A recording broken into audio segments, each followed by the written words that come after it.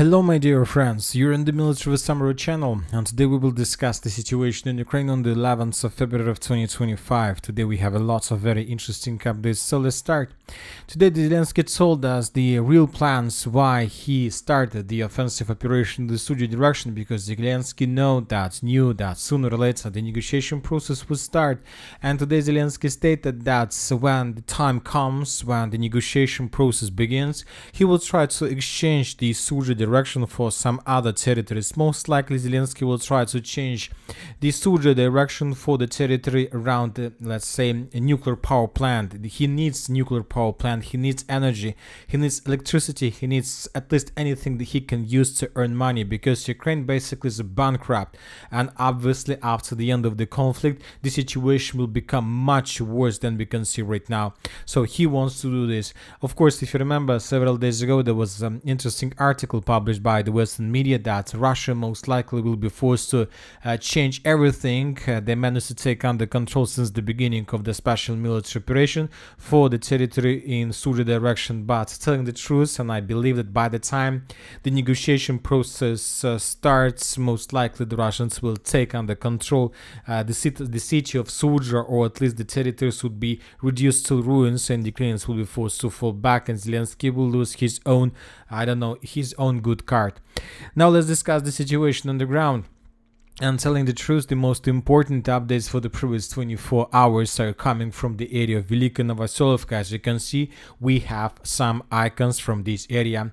Indeed, the Russians, after a very long operational pause that started somewhere at the beginning of January, when the settlement of Velika Novosilka was captured completely, so around the months passed since that moment, the Russians began another offensive operation. And as I understand, this offensive operation is very huge and very big. Now let's discuss in details.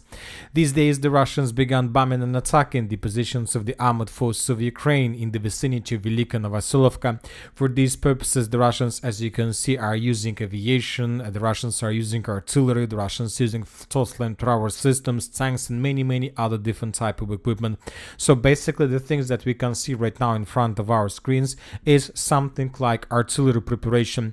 As you can see, one of the strikes took place in the vicinity of Novopol. Few more strikes took place on the way to the settlement of Privilnya, that is located to the northwest of the settlement of Velika Novosilka. In this video we can see the flamethrower strike on the temporary deployment point of the armored force of Ukraine. Furthermore, a little bit further in the northern direction, in the area of the settlement of Burlatske, we can see an episode of counter-artillery duels. The Russians managed to discover the position of Ukraine artillery system, and as a result of counter-artillery strike, Ukraine unit was destroyed. And the most important update is coming from the area of Velika Novosilka itself. As you can see, we have adjusted the map. In contested area favor.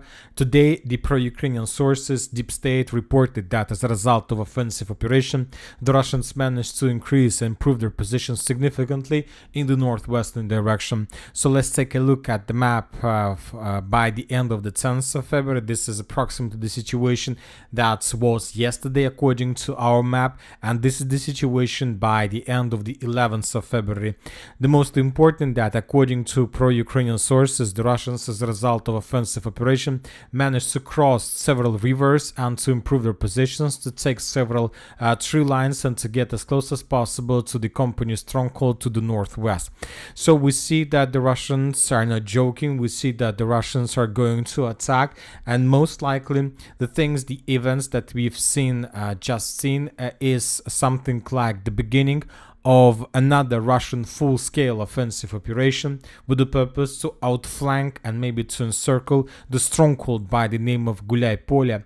So let's wait and see, of course, what is going to be next, but obviously this is a huge progress just for several days of clashes on this direction. And furthermore, the most important that this information that the Russians began offensive operation in this area was confirmed both by pro-Russian resources and by pro-Ukrainian resources. We can take take a look at this article, at this post. So this is the situation.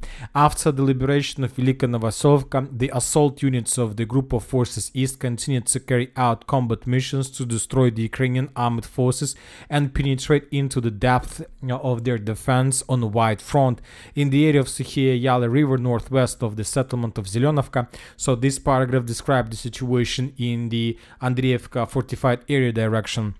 And the interesting part begins from this paragraph.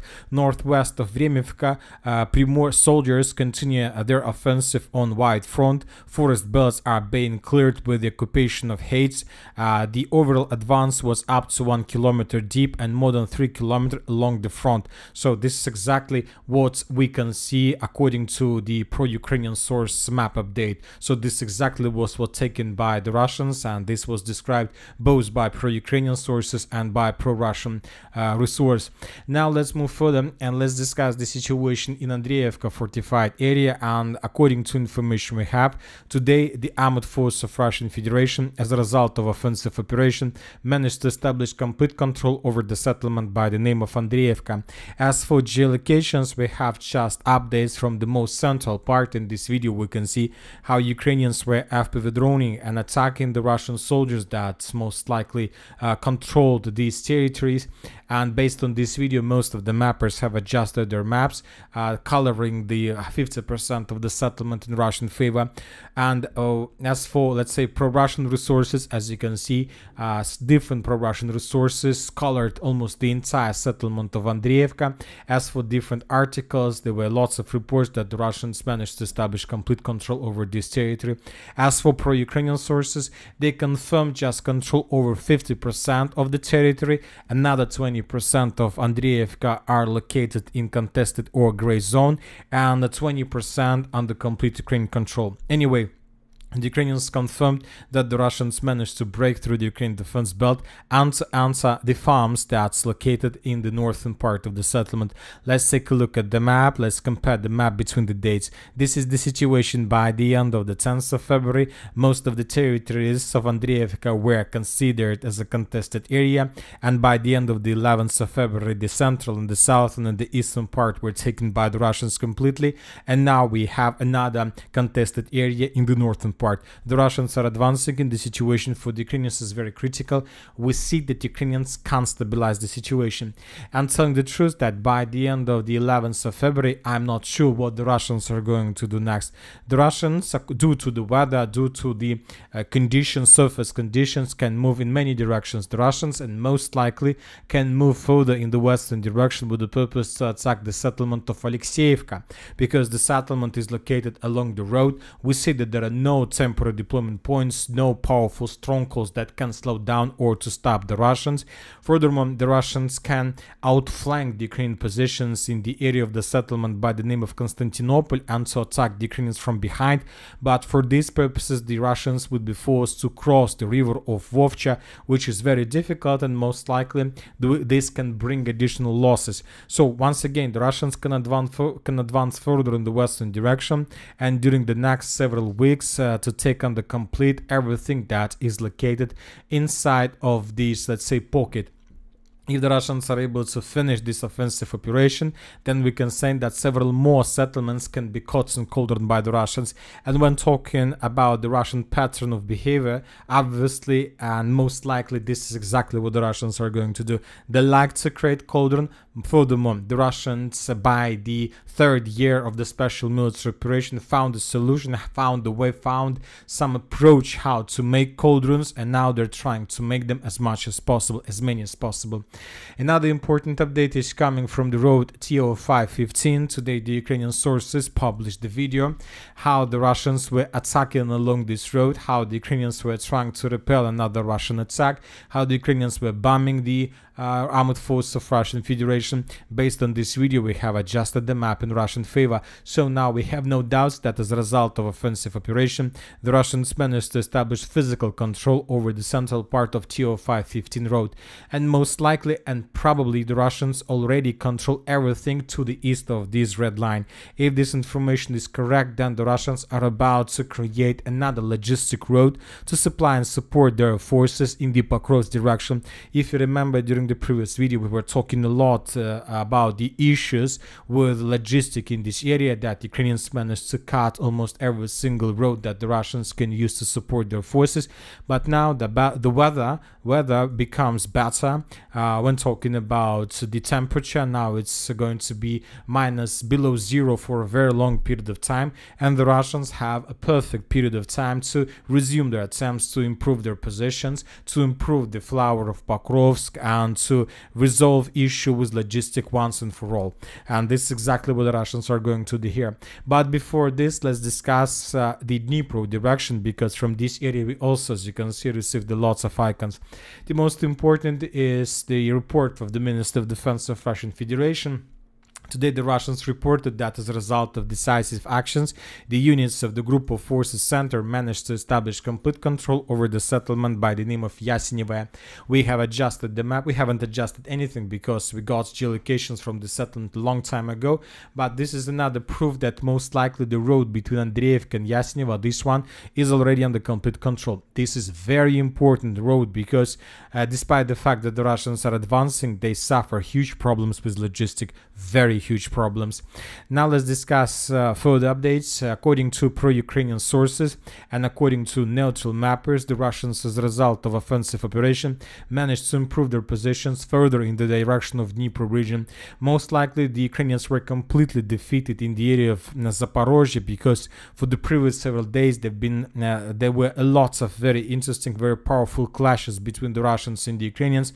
The Russians were taking positions, the Ukrainians were counterattacking, the Ukrainians were restoring control, and now we have enough of proofs to confirm that the Russians most likely managed to defeat the Ukrainians and to force them to fall back to the western outskirts. The clashes are taking place right now for the central part of this small area. Also, the Russians continue improving their logistic, and today the Russians managed to connect the village of Sribno with the village of Nadezhinka, which will allow the Russians to reinforce their offensive operation, to improve their positions, and to, most important, to increase the pressure on Ukrainian units in this area. The Russians brought additional artillery systems to the line of combat contact, and now they began everything with full strength. I'm not sure whether the Russians are able to get the border with Dnipro region before the beginning of the negotiation process, but everything tells us that most likely this is the case. Now let's move further and let's discuss the situation in this pocket. Today we've been talking about this issue, about this problem for previous 3 or 4 days, and sometimes I got even some emails where people were trying to arguing with me about the situation in this area. But now on the 4th day, when everything started, different pro-Russian resources confirmed everything that we've been talking about for the previous 4 or 5 days, that the situation here for the Russians is not very good. Mainly the reason of this critical situation is bad weather and critical and very poor weather conditions and surface conditions. The Russians couldn't move here. They couldn't use tanks, armored vehicles and tanks with the purpose to improve their positions. The Russians were working in this area just with infantry, FPV drones and artillery, without support of armored vehicles, and so that's why the Ukrainians used that situation with the purpose to counterattack. And by the end of the 11th of February, the Ukrainians established complete control over the main and the majority supply lines that the Russians were using to support their forces in Udachne and Kotlina. So the next 2-3 days are going to be very difficult for the Russians there. Most likely the Ukrainians will increase the pressure with the purpose to cut these salients and to force the Russians to fall back. But Ukrainians have just maybe 2 or 3 days, because the next several days the weather is going to be very good for the Russians. The weather for the next several days are going to be below zero, and the surface will be freezed, and the Russians will be able to start redeploying probably even armored vehicles, tanks to the north with the purpose to stabilize the situation. So we are coming to the most interesting and decisive period of time in the battle for Pokrovsk. The Ukrainians will try to cut the salient, and the Russians will try to fight to stabilize the situation. Who wins most likely will be able to improve its position further. Now let's move further and let's discuss the situation on the eastern flank of the city of Pokrovsk. Today several resources like pro-Ukrainian sources and neutral resources confirmed that the Russians managed to cut M30 An-32 road physically. The first update that the Russians managed to answer these roads we got probably months ago, something like this. There was a video how the Russian tanks were entering this line, but later we got reports that the Russians later were forced to fall back because they were too far from the edge positions of the main army. And now we see that in 2 or 3 weeks after the first update, the Russians managed to repeat their success and to take this territory under complete control. The road N32 was cut physically. Due to the weather, we believe that the Russians will try to move just along the roads. It's a perfect situation to move along N32 road and to attack the city of Konstantinovka from the southwest. Most likely the Russians will attack the settlement of Novosilka from the east, and most likely the Russians will advance further in the north towards the settlement of Poppy Yar. So this might be something like a flower that the Russians will try to bloom, and most likely the Russians will try to take everything in this pocket under complete control. This situation can lead to unpredictable consequences to the armored force of Ukraine, because from these positions the Russians may try to attack in the direction of Mykolaiv or Drushkovka, Alexeyeva, Drushkovka. So like outflanking of the main Ukrainian defense positions between Konstantinovka and Pokrovsk. You know that people are talking about negotiation process, but telling the truth, I'm not sure and I don't know about the current Russian situation with resources, with reserves, with soldiers, with manpower, but I see that every single day the situation for the Russians is getting better and better, and as for Ukrainians, every single day they're getting worse and worse situation. So obviously if the special military operation continues for another 6 months, obviously we will see completely different picture in comparison with what we can see right now. As for the Toretsk and Chasiv Yar direction, we haven't received anything special, just lots of videos published by the Ukrainian side how they were attacking Russian flags that were established during the battle for the city of Toretsk. Also, there was another video that we will add tomorrow. The Ukrainians established around 12 flags around Toretsk using drones. So it's just something like a game without anything common with the reality. As for the city of Chasiv Yar, nothing special during the previous 24 hours. As for the Sirius direction, the same story. Interesting details, updates are coming from the Liman direction. Today, according to information we have, the Russians managed to take under control around 90% of the settlement of Yampolovka. According to pro-Russian resources, just one street left behind Ukraine control. We're talking about these small pockets, and most likely the Russians will finish the battle for Yampolovka during the next several days. And when this battle finishes, the Russians will start assault of the city of Tarskoye Zarechne. At the same time, the Russians will try to outflank Zarechne from the west, and they will try to take everything here, maybe even to cut the Ukrainians in Cauldron. The front line collapses, as we can see, and most likely we will not even see the battle for Liman, because Ukrainians will be forced to fall back. It is very difficult to hold positions against the Russians. If they attack from the north, most likely Ukrainians would be forced to fall back under the pressure. As for the northern Kupiansk direction, just small adjustments on map based on the pro-Russian resources that, according to information we have, several more true lines were taken by the Russians. When talking about the Sudzha direction, the area that Zelensky is planning to change for some territories under complete Russian control, most likely the Zaporozhye nuclear power plant, the situation for the Ukrainians here is getting worse and worse. For example, the Russians published another video how they managed to ambush Ukrainian vehicles in the area of the settlement of Pisarevka. Maybe dozens of vehicles were destroyed as a result of another attack with the use of fiber optic drones. Obviously, Ukrainians suffered another, let's say, huge losses without any possibilities to replace them. I remind you that during the next several days we're going to see Ramstein meeting, where the Western countries will try to find a solution how to support and supply Ukraine in the final stage of the special military operation, and at least how to save everything they have right now. Because when talking about peace agreement, we need to understand, despite the fact what kind of agreements are to be signed, NATO countries will try to save control over the yellow territories, and Russians and NATO countries will try to give the Russians just the territories that are colored in red. And we understand that this is not something that Russia will accept ever. Russia will try to take everything under complete control, at least under influence control. As for the Suja pocket itself, the Russians managed to improve their positions in the northwestern part once again, and the most important, that additional Russian progress on the ground was confirmed both by pro-Russian resources, geolocations, neutral resources, and by pro-Ukrainian sources. So this is the situation, for example, by the end of the 10th of February, and this is the situation by the end of the 11th of February. As for now, the Russians control around if we combine and summarize contested area and Russian controlled territory, around 30-35%. The rest is under complete Ukraine control. As for the southeastern direction, despite a significant number of reports and different talks and rumors that the Russians managed to restore control over Cherkasskaya, Konopelka and over the settlement of Andriivka, we still haven't received even a single video that can confirm this. So as for the end of the 11th of February, we continue keeping this territory as a contested area or as a territory under complete Ukraine control.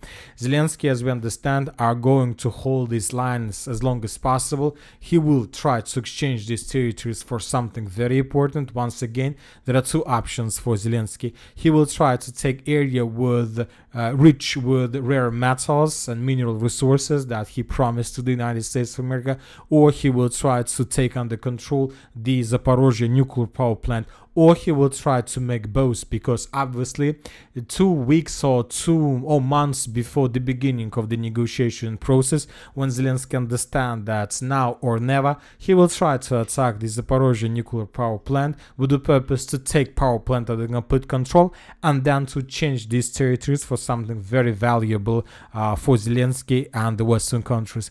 Anyway, let's wait and see what is going to be next, but as for now, I'm not sure that Ukrainians are able to do this. And that's it for today. Military Summary channel reminds you, we condemn any violence in the world. Thank you for watching. Subscribe to my channel, put your likes, join my Patreon, and have a good day. Bye bye.